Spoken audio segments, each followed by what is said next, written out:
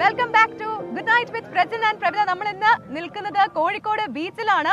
നമ്മളോടൊപ്പം ഒരു അതിഥി ഉണ്ടാവുന്ന നമ്മൾ ഇടവേളയിലേക്ക് പോകും മുൻപ് പറഞ്ഞിരുന്നു. അതിഥിയെ കണ്ടപ്പോൾ തന്നെ പ്രേക്ഷകർക്ക് മനസ്സിലായിട്ടുണ്ടാവുമല്ലോ അല്ലേ? Yes, Kozhikode mayor Beena Philip നമ്മളൊപ്പം ഉണ്ട്. ടീച്ചർ നമസ്കാരം. നമസ്കാരം. അപ്പോ മൊത്തം ഒരു വൈബാണ് ഇവിടെ.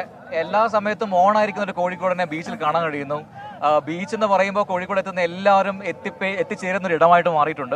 ഒരു ടൂറിസ്റ്റ് ഡെസ്റ്റിനേഷൻ എന്ന രീതിയിലേക്കൊക്കെ മാറുന്നുണ്ട്. അപ്പം എന്താണ് ഇത്രമാത്രം പ്രത്യേകതകൾ ഉള്ളത് കോഴിക്കോട് ബീച്ച്? കോഴിക്കോട് നഗരത്തിന്റെ ഒരു പടിഞ്ഞാറ് ഭാഗം തന്നെ ബീച്ചാണ്. ഇത്രയും നീണ്ട ബീച്ചാണ് കോഴിക്കോടുള്ളത്.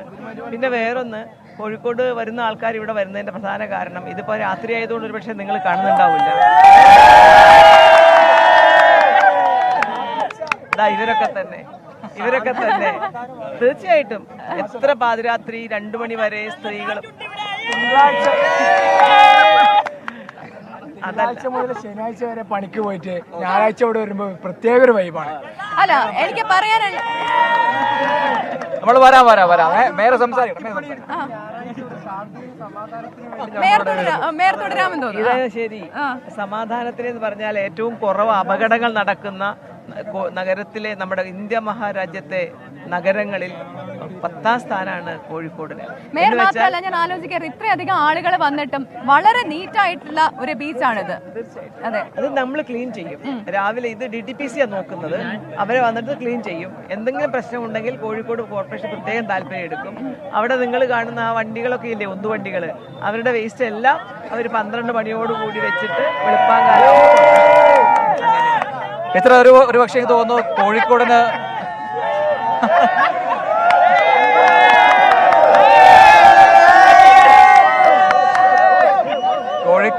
ഒരുപാട് പ്രത്യേകതകളുണ്ട്. ഇപ്പോൾ സാംസ്കാരികപരമായി നോക്കുകയാണെങ്കിലും രാഷ്ട്രീയമായി നോക്കുകയാണെങ്കിലും കോഴിക്കോട് എപ്പോഴും അതിന്റെ ഒരു മാർക്ക് വേറെ തന്നെയാണ്.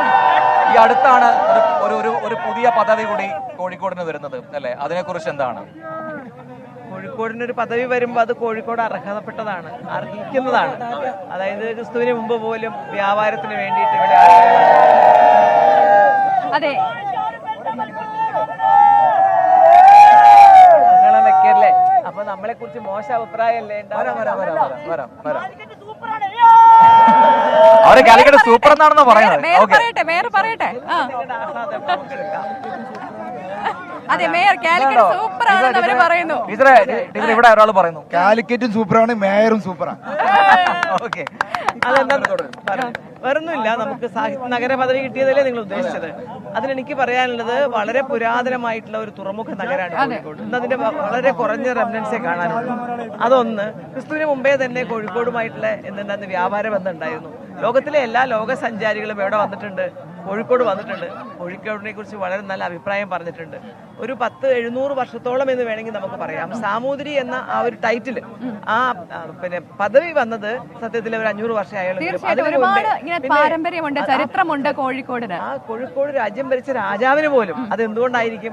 സമാധാന പ്രിയരായ ജനങ്ങളായതുകൊണ്ടാണ്. ശരിയല്ലേ? അത് നല്ല സ്വഭാവമുള്ളവര്, നാടിനോട് കൂറുള്ളവര്, അതുകൊണ്ടൊക്കെ ആയിരുന്നു ഒരു പക്ഷേ ഇത്ര കാലം ഒക്കെ ഭരിക്കാൻ പറ്റിയത്. ഇങ്ങനെയുള്ള ഒരു നഗരം അല്ലെങ്കിൽ ഇങ്ങനെ ഒരു നാട്, അത് തീർച്ചയായിട്ടും അതിന്റെ ആ പേര് നിലനിർത്തിക്കൊണ്ട് തന്നെ കൊണ്ടുപോകണമെങ്കിൽ പ്രത്യേകിച്ച് ഈ രാഷ്ട്രീയപരമായിട്ടുള്ള ഈ എന്താ പറയുന്നത്, സ്വാഭാവികമായും പ്രതിപക്ഷത്തിന്റെ ഭാഗത്തു നിന്ന് വലിയ തരത്തിലുള്ള പ്രതിഷേധങ്ങൾ ചെറിയ കാര്യത്തിന് പോലും ഉണ്ടാകും. അപ്പോൾ ഇതിനെയൊക്കെ മറികടന്നുകൊണ്ട് കോർപ്പറേഷൻ അതിന്റെ മുന്നേറ്റം ഇങ്ങനെ തുടർന്നുകൊണ്ടേ ഇരിക്കുകയാണ്. അപ്പോൾ പുതിയ പദ്ധതികൾ എന്തൊക്കെയാണ് ആവിഷ്കരിക്കുന്നത്? പദ്ധതിയാണ് എനിക്ക് തോന്നുന്നു ഈ സമയം നമുക്ക് നോക്കിയാൽ കാണില്ല, രാത്രി ആയതുകൊണ്ട്.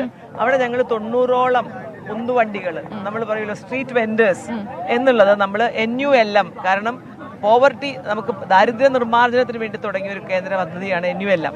അതിൽ നമുക്കൊരു 3 കോടി ഉണ്ടായിരുന്നു. അപ്പം നമ്മൾ ഉടനെ ആലോചിച്ചു, എന്നാൽ ആ പണം വെച്ചുകൊണ്ട് ഇതും ദാരിദ്ര്യ നിർമ്മാർജ്ജനത്തിന് വേണ്ടിയാണല്ലോ ഉന്തുവണ്ടികൾ നമ്മൾ കൊടുക്കുന്നത്, അവിടെ ഒരു കാര്യം ചെയ്താലോ എന്ന് ആലോചിച്ച് അതിനുവേണ്ടി DPR തയ്യാറാക്കി മനോഹരമായ ഒരു ഡിസൈനൊക്കെ വെച്ച് എങ്ങനെയാവണം വണ്ടി എന്നൊക്കെ നമ്മൾ തീരുമാനിച്ചു. നമ്മൾ ഈ തൊഴിലാളികളുമായിട്ട് 2-3 വട്ടം ചർച്ച നടത്തി, അവർ നേതാക്കളെ വിളിച്ചു, അവരെ കാണിച്ചു കൊടുത്തു. അവരുടെ ഇഷ്ടത്തോടു കൂടി, അവർ പറഞ്ഞ എല്ലാ സൗകര്യത്തോടു കൂടിയുള്ള വണ്ടി ഇതൊക്കെ ചെയ്തു കൊടുത്തു. അപ്പോൾ നമുക്ക് 1 കോടി കൂടി എന്തിനു കിട്ടി? ഫുഡ് സേഫ്റ്റിയുടെ 1 കോടി സ്ട്രീറ്റ് വെൻഡിങ്ങിന് കിട്ടി. അതും കൂടി ഞങ്ങൾ ഇതിൻ്റെ കൂടെ ചേർത്തു. അങ്ങനെ 3 കോടി പ്രതീക്ഷിച്ചെങ്കിലും അത് ഞങ്ങൾക്ക് കിട്ടിയത് 2.42 കോടി. ഫുഡ് സേഫ്റ്റിയുടെ 1 കോടി കൂടി ചേർത്തുകൊണ്ട് ഒരു 3.5 കോടിയുടെ അടുത്ത് പൈസ നമുക്കിപ്പോൾ ചെലവഴിക്കാനുണ്ട്. 5 കോടിയാണ് ഞങ്ങൾ പരമാവധി പ്രതീക്ഷിക്കുന്നത്. അപ്പോൾ ആ തരത്തിൽ ഇനി കുറച്ച് ഒരുപാട് പോകുന്നുണ്ട്. ഇനി വളരെ പേഴ്സണൽ ഒരു കാര്യം ചോദിക്കട്ടെ. അധ്യാപികയാണ്. അധ്യാപനം എന്ന് പറയുന്നതും ഒരു സാമൂഹിക സേവനമാണ്. അപ്പം അധ്യാപികയായിട്ട് അറിയപ്പെടാനാണോ ആഗ്രഹം, മേയർ എന്ന ടൈറ്റിലാണോ? അധ്യാപിക എന്നുള്ള ടൈറ്റിൽ മരിക്കൂല. എന്റെ കുട്ടികളൊക്കെ ഞാൻ മരിക്കും വരെ എന്നെ എന്ത് വിളിക്കും? ടീച്ചറെ എന്ന് വിളിക്കും. ശരിയല്ലേ? മേയറെ എന്ന് വിളിക്കുന്നത് ഈ കുപ്പ. Okay, thank you so much. അപ്പോൾ നമ്മുടെ ഗുഡ് നൈറ്റ് ഷോയിൽ അതിഥിയായി വന്നതിനും കുറച്ച് സമയം ഉള്ളെങ്കിൽ കൂടിയും കാര്യങ്ങളൊക്കെ ഭംഗിയായിട്ട് പറഞ്ഞതിനും ഒരുപാട് നന്ദി teacher. Thank you mayor. Yes, ഏഴി നമ്മള് നിങ്ങളിലേക്ക് വരാം. ഓക്കെ, ഇവിടെ നന്നായിട്ട് പാട്ട് പാടുന്നത് ആരാ നന്നായിട്ട് പാട്ട് പാടുന്നേ? പെട്ടെന്ന് വാ.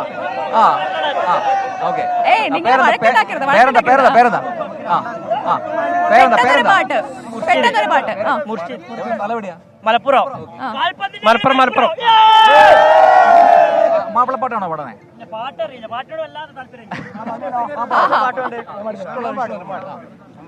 സുന്ദരിയേവാ വെണ്ണിലവേവാ നീലരാവിലൻ പ്രിയമകീയോ നീലരാവിലൻ സ്നേഹവീതിയിൽ കോഴിയായി വാ പ്രിയമകീയോ അന്നൊരിക്കലെന്റെ കണ്ണനാട് നിന്റെ ഹൃദയമന്ത്രം കാത്തുവെച്ചു ഞാനോ സുന്ദരിയേവാ. അങ്ങനെ പാട്ടിന്റെ തരമാണ്.